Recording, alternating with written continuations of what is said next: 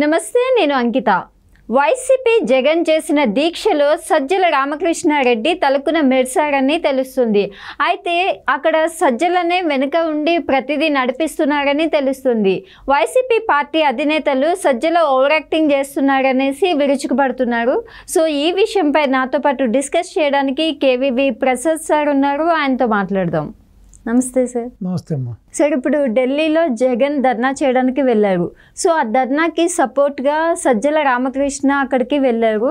అయితే తెర వెనుక ఉండి మొత్తం అంతా సజ్జలనే జగన్తో చేపిస్తున్నాడు అన్న టాపిక్ అయితే పుకారు ఇప్పుడు సోషల్ మీడియాలో ఉంది. అలాగే సజ్జల ఓవర్ యాక్టింగ్ చేస్తున్నారని స్వయంగా వైసీపీ నేతలే కామెంట్స్ చేస్తున్నారు. సో దీనిపైన మీరేమంటారు? ఇప్పుడు ఒకటమ్మా, ఆల్రెడీ మీరు చూశారు కదా, గత 5 ఏళ్లుగా సజ్జల రామకృష్ణారెడ్డి ఏ విధంగా పార్టీని భ్రష్టు పట్టించాడు. తన యొక్క వింత పోకటలతోటి, ఒంటెద్దు పోకటలతోటి సకల శాఖ మంత్రిగా కూడా ఆయన అందరూ కూడా అభివర్ణించేవాళ్ళు. అంతే, అన్ని శాఖల మీద ఆయన ఒక అథారిటీ చేస్తూ మిగతా మంత్రులందరినీ కూడా జస్ట్ ఉత్సవమూర్తులుగా పెట్టి, సో వీళ్ళకి ఇష్టం వచ్చినట్టుగా ఇష్టమైన వాళ్ళకి, వీళ్ళకి కావాల్సిన వాళ్ళకి కాంట్రాక్ట్లు ఇప్పించుకుంటూ, అలాగే వీళ్ళకి ఇష్టమైనట్టుగా వీళ్ళు జీవోలు పాస్ చేసుకుంటూ కూడా చేస్తూ వాళ్ళు ఏదో ఆ శాఖ మంత్రిగా జస్ట్ వాళ్ళ సంతకాలు పెట్టడానికే తప్పించి మిగతా అన్నీ కూడా తెర వెనుక నుండి నడిపించింది ఇతనే. లావాదేవీలు కానీ, ఇచ్చుకోవడం పుచ్చుకోవడం కానీ అన్నీ కూడా ఇతనే చేశాడు. అదేవిధంగా పోలీస్ శాఖను కూడా పూర్తిగా తన ఆధీనంలోనే పెట్టుకున్నాడు. హోంశాఖ మంత్రి ఉండి కూడా 2 లేడీస్ ఉన్నారు.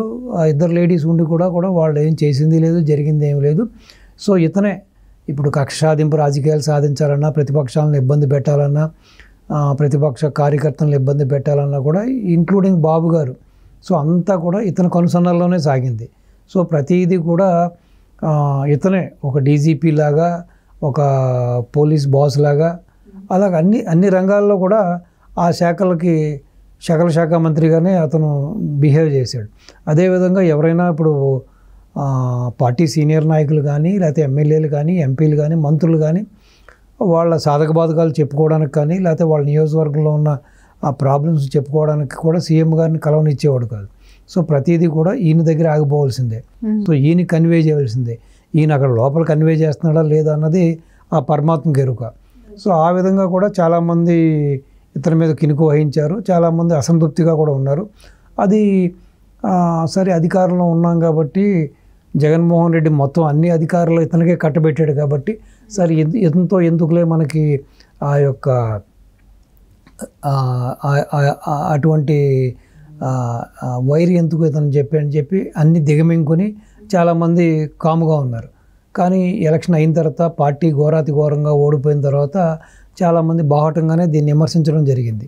ఇది కేవలం పార్టీ ఓడిపోవడానికి సోషల్ మీడియాలో సజ్జల భార్గవరెడ్డి, ఎవరైతే సజ్జల రామకృష్ణారెడ్డి కొడుకున్నాడో అతని యొక్క వికృత చేష్టలు, వికృత పనులు, మిగతా వాళ్ళందరినీ కూడా ఆడ మగానే తేడా లేకుండా ప్రతిపక్ష నాయకుల పిల్లల్ని, భార్యల్ని, వాళ్ళ కుటుంబ సభ్యుల్ని కూడా మానహారణం చేయడం, సో అతిగా ప్రవర్తించడం వల్లనే కూడా కొంత ప్రజలు చీకొట్టారని చెప్పడం.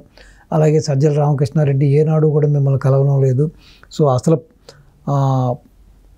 అక్కడ క్షేత్రస్థాయిలో ఏం జరుగుతుందో, అసలు ప్రజలు ఏ అసంతృప్తితో ఉన్నారో, ఏ అంశాల మీద వాళ్ళకి అసంతృప్తితో ఉన్నారో మీ దృష్టికి తీసుకురావడానికి కూడా మాకు ఛాన్స్ ఇవ్వలేదు ఈ మనిషి అని చెప్పి కొంతమంది సీఎం, అదే ఎక్స్ సీఎం జగన్మోహన్ రెడ్డి గారికి కూడా రిపోర్ట్ చేయడం సరిపోయింది.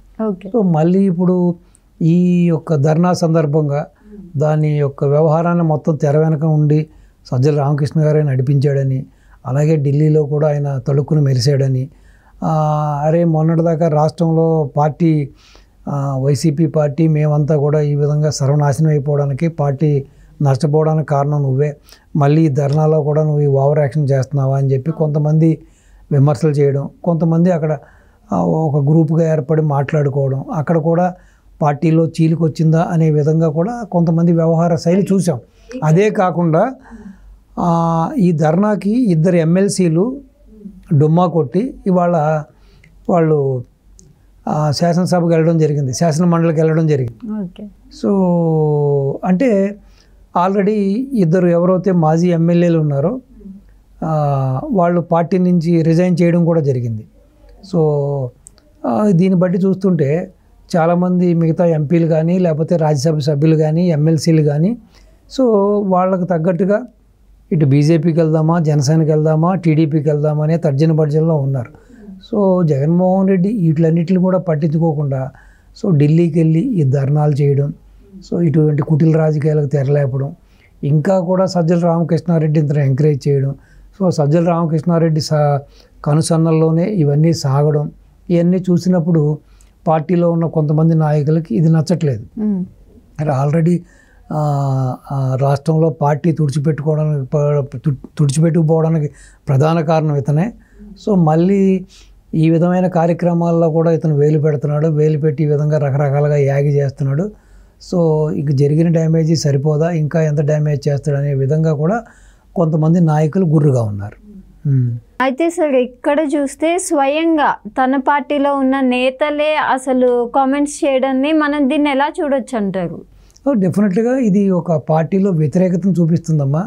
సో పార్టీ మీద, పార్టీ అధినాయకుడి మీద, అధిష్టానం మీద కూడా ఇది ఒక కంప్లీట్గా వ్యతిరేకత. అంటే చాలామంది అనుకునేది ఏంటంటే ఇప్పటికే కూడా చాలామంది యొక్క నాయకుల యొక్క మనోభావం ఏంటంటే ఇక ఈ పార్టీకి భవిష్యత్తు లేదు, ఇంక ఈ పార్టీలో ఉంటే మనకు మనుగడ లేదు, సో మనం వేరే దారులు వెతుక్కోవడం బెటరు, ఇటు జనసేనకి వెళ్దామా, ఇటు బీజేపీకి వెళ్దామా అనే తర్జన భర్జనలో ఉన్నారు. ఆల్రెడీ కొంతమంది ఈ మూడు పార్టీలకు సంబంధించిన నాయకులతో కూడా టచ్లో కూడా ఉన్నారు.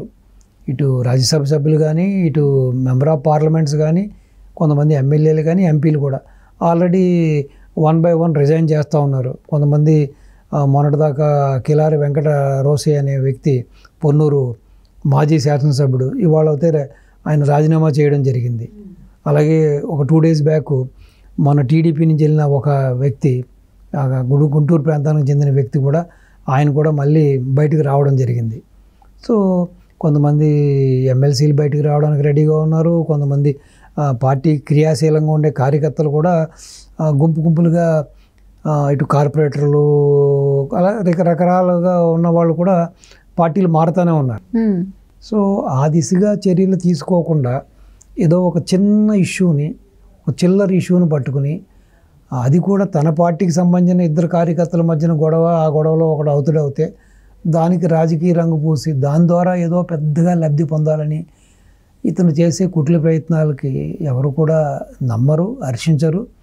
రెండోది, అసలు ముందు నీ పార్టీలో ఉన్న సభ్యులు చేజారిపోతున్నారు, వాళ్ళు ఎలా చేజెక్కించుకోవాలి, వాళ్ళని ఎలా కాపాడుకోవాలి, పార్టీని ఏ విధంగా పటిష్టం చేయాలి, అదేవిధంగా ప్రజల్లో ఉన్న వ్యతిరేకతను ఏ విధంగా డైల్యూట్ చేసుకోవాలి, మళ్ళీ ప్రజల దగ్గర ఏ విధంగా సానుభూతి పొందాలి అనే భావన లేకుండా ఈ విధంగా తిరిగి మళ్ళీ సజ్జలకే పూర్తి అధికారాలు అప్పచెప్పి తను ఉత్సవమూర్తిగా మారి అతని చేతిలో కీలుబొమ్మలాగా మారి ఇటు నీ సొంత నాయకుల ముందు, నీ యొక్క పార్టీలో ఉన్న ముఖ్యుల ముందే నువ్వు పలుచనవుతూ వాళ్ళ వ్యతిరేకతకి నువ్వు కారణం అవుతూ ఇక నువ్వేం పార్టీని నడిపిస్తావో, ఇంకా పార్టీకి భవితకి నువ్వేం గ్యారంటీ ఇస్తావు.